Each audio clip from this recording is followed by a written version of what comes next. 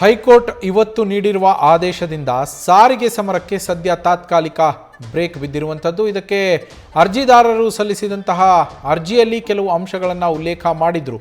ಈಗ ಅವರು ಪ್ರತಿಭಟನೆಯನ್ನು ಮಾಡುವ ಹಾಗಿಲ್ಲ, ಮುಷ್ಕರವನ್ನು ಹೂಡುವ ಹಾಗಿಲ್ಲ ಅಂತ ಹೇಳಿ ಹೀಗೆ ಹಲವು ಅಂಶಗಳನ್ನು ಅಲ್ಲಿ ಉಲ್ಲೇಖ ಕೂಡ ಮಾಡಲಾಗಿತ್ತು. ಜೊತೆಗೆ ಯಾಕೆ ಸಾರಿಗೆ ಮುಷ್ಕರಕ್ಕೆ ನಿರ್ಬಂಧವನ್ನು ಹೇರಬೇಕು ಅಂಥೇಳಿ ನಾವು ಮನವಿ ಮಾಡ್ತಿದ್ದೇವೆ ಅನ್ನುವ ಕಾರಣಗಳನ್ನು ಕೂಡ ಅಲ್ಲಿ ಉಲ್ಲೇಖ ಮಾಡಿದರು. ಸಾರ್ವಜನಿಕರಿಗೆ ತೊಂದರೆಯಾಗತ್ತೆ, SSLC ಪರೀಕ್ಷೆಗಳು ಇದ್ದಾವೆ, ಪೂರಕ ಪರೀಕ್ಷೆಗಳು, ಅದಕ್ಕೂ ಸಮಸ್ಯೆ ಆಗುತ್ತೆ, ವಿದ್ಯಾರ್ಥಿಗಳಿಗೆ ಸಮಸ್ಯೆ ಆಗುತ್ತೆ.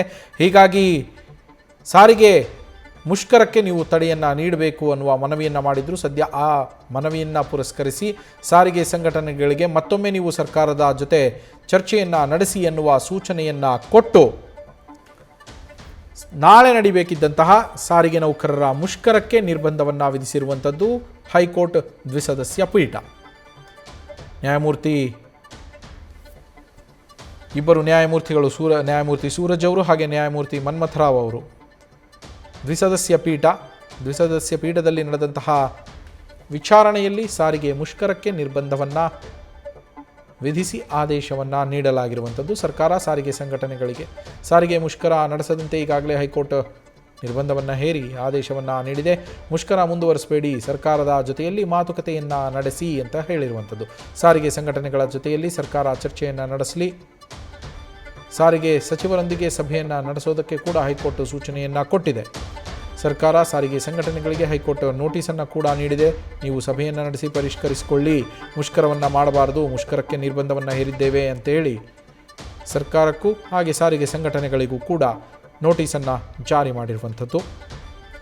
ಈ ಹಿನ್ನೆಲೆಯಲ್ಲಿ ಇದೀಗ ಸರ್ಕಾರ ಹಾಗೆ ಸಾರಿಗೆ ಸಚಿವರು ಯಾವ ಸಮಯದಲ್ಲಿ ಸಭೆಯನ್ನು ನಡೆಸ್ತಾರೆ ಅನ್ನೋದನ್ನು ಕಾದು ನೋಡಬೇಕು. ನಮ್ಮ ಪ್ರತಿನಿಧಿ ರಘುಪಾಲ್ ಲೈವ್ನಲ್ಲಿ ಜಾಯ್ನ್ ಆಗಿದ್ದಾರೆ.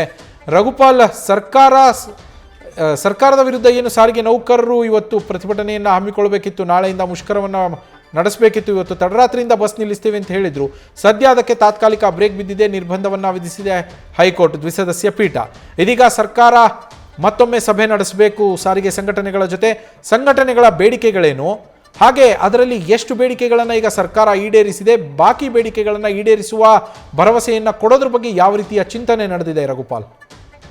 ನವೀನ್, ರಾಜ್ಯದಲ್ಲಿ KSRTC, BMTC ಸೇರಿ 4 ನಿಗಮಗಳು ಕಳೆದ 3 ವರ್ಷಗಳಿಂದ ರಾಜ್ಯ ಸರ್ಕಾರದ ವಿರುದ್ಧ ಪ್ರಮುಖವಾಗಿ ಹೋರಾಟಗಳನ್ನು ನಡೆಸ್ತಾ ಬಂದಿರುವಂಥದ್ದು. ಅದಕ್ಕೆ ಕಾರಣ ಆಗಿರುವಂಥದ್ದು ಅವರ ಬೇಡಿಕೆಗಳನ್ನು ಸರ್ಕಾರ ಪೂರೈಸದೇ ಇರುವಂಥದ್ದು. ಅದರಲ್ಲಿ ಪ್ರಮುಖವಾಗಿ ಇವರ ಬೇಡಿಕೆಗಳೇನು ಅಂತ ನೋಡೋದಾದರೆ, ರಾಜ್ಯ ಸರ್ಕಾರ ಇಲ್ಲಿವರೆಗೂ ಕೂಡ ಇವರಿಗೆ ಹಿಂಬಾಕಿ ವೇತನ 38 ತಿಂಗಳ ಹಿಂಬಾಕಿ ವೇತನ ಪಾವತಿ ಮಾಡಬೇಕಾಗಿರುವಂಥದ್ದು. 1250 ಕೋಟಿಗೂ ಹೆಚ್ಚಿನ ಮೊತ್ತವನ್ನು ಏಕ ಕಂತಿನಲ್ಲಿ ರಾಜ್ಯ ಸರ್ಕಾರ ಪಾವತಿ ಮಾಡಬೇಕು. ಎಷ್ಟು ಹಿಂಬಾಕಿ ಉಳಿಸ್ಕೊಂಡಿದೆ ಅದನ್ನು ಪಾವತಿ ಮಾಡಬೇಕು ಅನ್ನೋ ಒಂದು ಪ್ರಮುಖ ಬೇಡಿಕೆಯನ್ನು ಇಟ್ಟಿರುವಂಥದ್ದು. ಅದರ ಜೊತೆಯಲ್ಲಿ ವೇತನ ಪರಿಷ್ಕರಣೆ ಮಾಡಿಲ್ಲ ರಾಜ್ಯ ಸರ್ಕಾರ ಇಲ್ಲಿವರೆಗೂ. 2024 ಜನವರಿ 1ರಿಂದ ಅನ್ವಯವಾಗುವಂತೆ ರಾಜ್ಯ ಸರ್ಕಾರ ವೇತನ ಪರಿಷ್ಕರಣೆ ಮಾಡಬೇಕು. ರಾಜ್ಯ ಸರ್ಕಾರ ವೇತನ ಪರಿಷ್ಕರಣೆ ಮಾಡುವಂತಹ ಸಂದರ್ಭದಲ್ಲಿ 25% ವೇತನ ಪರಿಷ್ಕರಣೆ ಮಾಡಬೇಕು ಅನ್ನೋ ಒಂದು ಪ್ರಮುಖ ಬೇಡಿಕೆಯನ್ನು ಇಟ್ಟಿದ್ದಾರೆ. ಅದರ ಜೊತೆಯಲ್ಲಿ ದೈನಂದಿನ ಭತ್ಯೆಯನ್ನು ಹೆಚ್ಚಳ ಮಾಡಬೇಕು. ಓವರ್ ಟೈಮ್ ಮಾಡಿದಂತಹ ಸಂದರ್ಭದಲ್ಲಿ ಕಂಡಕ್ಟರ್ ಮತ್ತು ಡ್ರೈವರ್ಗಳಿಗೆ ಕೊಡುವಂತಹ ದೈನಂದಿನ ಭತ್ಯೆ ಏನಿದೆ ಅದನ್ನು ಕೂಡ ಹೆಚ್ಚಳ ಮಾಡಬೇಕು ಅನ್ನೋ ಒಂದು ಬೇಡಿಕೆಯನ್ನು ಇಟ್ಟಿರುವಂಥದ್ದು.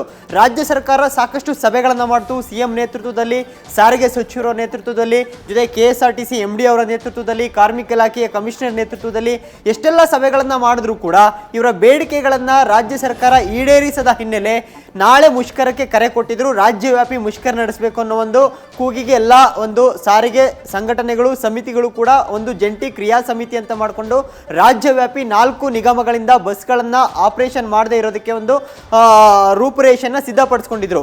ಇದೀಗ ಹೈಕೋರ್ಟ್ನಿಂದ ಕೂಡ ಸೂಚನೆ ಬಂದಿರುವಂಥದ್ದು, ಮುಷ್ಕರ ಕೈ ಬಿಡಬೇಕು, ರಾಜ್ಯ ಸರ್ಕಾರದ ಜೊತೆಗೆ ಮಾತುಕತೆ ನಡೆಸಬೇಕು ಅನ್ನೋ ಒಂದು ನಿರ್ದೇಶನ ಕೂಡ ಈಗ ಹೈಕೋರ್ಟ್ ಕೊಟ್ಟಿದೆ. ಅದರ ಜೊತೆಯಲ್ಲಿ ರಾಜ್ಯ ಸರ್ಕಾರ ಕೂಡ ಎಷ್ಟೇ ಸಭೆಗಳನ್ನು ಮಾಡಿದ್ರು ಕೂಡ ಇವರೆಲ್ಲ ಬೇಡಿಕೆಗಳನ್ನು ಈಡೇರಿಸೋದಕ್ಕೆ ಎಲ್ಲೋ ಒಂದು ಕಡೆ ಹಿಂದೇಟ್ ಆಗ್ತಾ ಇದೆ. ಯಾಕಂದರೆ ಸಾಕಷ್ಟು ಸಾವಿರಾರು ಕೋಟಿ ರೂಪಾಯಿ ಕೊಡಬೇಕು ಆಗಿರೋ ಹಿನ್ನೆಲೆಯಲ್ಲಿ ಇವರ ಬೇಡಿಕೆಗಳನ್ನು ಸದ್ಯಕ್ಕೆ ಪೂರೈಸುವಂಥದ್ದು ಸಾಕಷ್ಟು ಕಷ್ಟಕರ ಆಗಿದೆ ಅನ್ನೋ ಒಂದು ಮನವರಿಕೆ ಮಾಡಿಕೊಡೋದಕ್ಕೂ ಕೂಡ ಸಾಕಷ್ಟು ಪ್ರಯತ್ನವನ್ನು ಮಾಡ್ತು ರಾಜ್ಯ ಸರ್ಕಾರ. ಆದರೂ ಕೂಡ ಸಾರಿಗೆ ನೌಕರರು ಬಿಗಿಪಟ್ಟು ಹಿಡಿದು ರಾಜ್ಯ ಸರ್ಕಾರದ ವಿರುದ್ಧ ಹೋರಾಟ ಮಾಡ್ತಿರುವಂಥದ್ದು. ಅದರಲ್ಲಿ ಇತ್ತೀಚೆಗಷ್ಟೇ ರಾಜ್ಯ ಸರ್ಕಾರ ಹಿಂಬಾಕಿ ವೇತನ ಏನಿದೆ 38 ತಿಂಗಳ ಹಿಂಬಾಕಿ ವೇತನದಲ್ಲಿ 26 ತಿಂಗಳ ಹಿಂಬಾಕಿ ವೇತನವನ್ನು ಕೊಡ್ತೀವಿ ಅಂತೇಳಿ ಒಂದು ಘೋಷಣೆಯನ್ನು ಕೂಡ ಮಾಡ್ತು. ಆದರೆ ಸಾರಿಗೆ ನೌಕರರು ಅದಕ್ಕೂ ಕೂಡ ಒಪ್ತಾ ಇಲ್ಲ. ಅದರ ಜೊತೆಯಲ್ಲಿ ಮತ್ತೊಂದು ಗುಡ್ ನ್ಯೂಸ್ ಅನ್ನ ಸಾರಿಗೆ ನೌಕರರಿಗೆ ರಾಜ್ಯ ಸರ್ಕಾರ ಕೊಡುವಂತ ಕೆಲಸ ಮಾಡ್ತು. ಅಂದ್ರೆ ಇವರ ವೇತನ ಪರಿಷ್ಕರಣೆ 2024 ಜನವರಿ 1ರಿಂದ ಏರಿಕೆ ಮಾಡಬೇಕಂತ ಏನು ಇಟ್ಟಿದ್ರು, ಅದನ್ನು ಕೂಡ ರಾಜ್ಯ ಸರ್ಕಾರ 2025 ಏಪ್ರಿಲ್ 1ಕ್ಕೆ ಅನ್ವಯ ಆಗುವಂತೆ ವೇತನ ಪರಿಷ್ಕರಣೆಯನ್ನ 12.5ರಷ್ಟು ವೇತನ ಪರಿಷ್ಕರಣೆ ಮಾಡಿ ರಾಜ್ಯ ಸರ್ಕಾರ ಆದೇಶವನ್ನು ಮಾಡ್ತು. ಅದು ಕೂಡ ಈಗ ಅಸಮಾಧಾನ ಭುಗಿಲೆದ್ದಿರುವಂಥದ್ದು. ಯಾಕಂದ್ರೆ ಇವರ ಸಾರಿಗೆ ನೌಕರ ಬೇಡಿಕೆ ಇರುವಂಥದ್ದು 2025 ಏಪ್ರಿಲ್ ಅಲ್ಲ, 2024 ಜನವರಿ 1ರಿಂದ ವೇತನ ಪರಿಷ್ಕರಣೆ ಮಾಡಬೇಕು. ಅದು 25% ವೇತನ ಪರಿಷ್ಕರಣೆ ಮಾಡಬೇಕು ಅಂತ ಇರುವಂಥದ್ದು. ರಾಜ್ಯ ಸರ್ಕಾರ ಈಗ 25ರಿಂದ ಅರ್ಧದಷ್ಟು 12.5ರಷ್ಟು ವೇತನ ಪರಿಷ್ಕರಣೆ ಮಾಡಿರುವಂಥದ್ದು. ಈಗ ಎಲ್ಲ ಕಾರ್ಮಿಕ ವಲಯದಲ್ಲಿ ಕೂಡ ಸಾಕಷ್ಟು ಆಕ್ರೋಶ ಭುಗಿಲೆದ್ದಿದೆ. ಜೊತೆಗೆ ಹಗಲು ರಾತ್ರಿ ನಾವು ಕಷ್ಟಪಟ್ಟು ಕೆಲಸ ಮಾಡ್ತಿರುವಂಥದ್ದು, ಮನೆಗಳೇ ಕೂಡ ಹೋಗ್ತಿಲ್ಲ, ಕುಟುಂಬಗಳನ್ನು ಕೂಡ ನಾವು ವಿಸಿಟ್ ಮಾಡೋದಕ್ಕೆ ಸಮಯಾವಕಾಶ ಸಿಗ್ತಿಲ್ಲ. ಇಷ್ಟು ಕೆಲಸ ಮಾಡಿದ್ರು ಕೂಡ ನಮ್ಮನ್ನ ರಾಜ್ಯ ಸರ್ಕಾರ ಜೊತೆಗೆ ಅಧಿಕಾರಿಗಳು ನಡೆಸ್ಕೊಳ್ತಿರುವಂಥ ರೀತಿ ಸರಿ ಇಲ್ಲ, ನಮ್ಮ ಬೇಡಿಕೆಗಳನ್ನ ನೆರವೇರಿಸ್ತಿಲ್ಲ ಅನ್ನೋ ಒಂದು ಡಿಮ್ಯಾಂಡ್ ಅನ್ನ ಈಗ ಇಟ್ಟು ಹೋರಾಟಕ್ಕೆ ಮುಂದಾಗಿರುವಂಥದ್ದು. ಸದ್ಯಕ್ಕೆ ಹೈಕೋರ್ಟ್ ನಿರ್ದೇಶನ ಕೊಟ್ಟಿದೆ.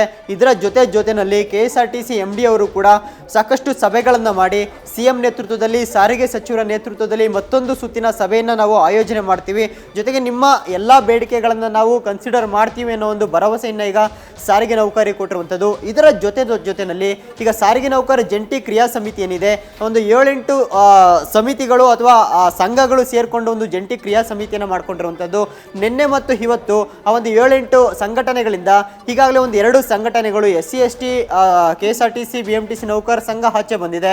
ಅದರ ಜೊತೆಯಲ್ಲಿ ಜಗದೀಶ್ ಅವರ ನೇತೃತ್ವದ ಒಂದು ಬಣ ಕೂಡ ಜಂಟಿ ಕ್ರಿಯಾ ಸಮಿತಿಯಿಂದ ಹೊರಗಡೆ ಬಂದಿರುವಂಥದ್ದು. ಹೀಗಾಗಿ ಜಂಟಿ ಕ್ರಿಯಾ ಸಮಿತಿನಲ್ಲಿ ಸಾಕಷ್ಟು ಒಡಕು ಮೂಡಿರುವಂಥದ್ದು. ಇದೆಲ್ಲದರ ನಡುವೆ ಈಗ ನಾಳಿನ ಮುಷ್ಕರ ನಡೆಯುವಂಥದ್ದು ಸಾಕಷ್ಟು ಅನುಮಾನ ಇರುವಂಥದ್ದು. ಯಾಕಂದ್ರೆ ಹೈಕೋರ್ಟ್ ಕೂಡ ಈ ಕಟ್ಟುನಿಟ್ಟಿನ ನಿರ್ದೇಶನವನ್ನು ಕೊಟ್ಟಿರುವಂಥದ್ದು.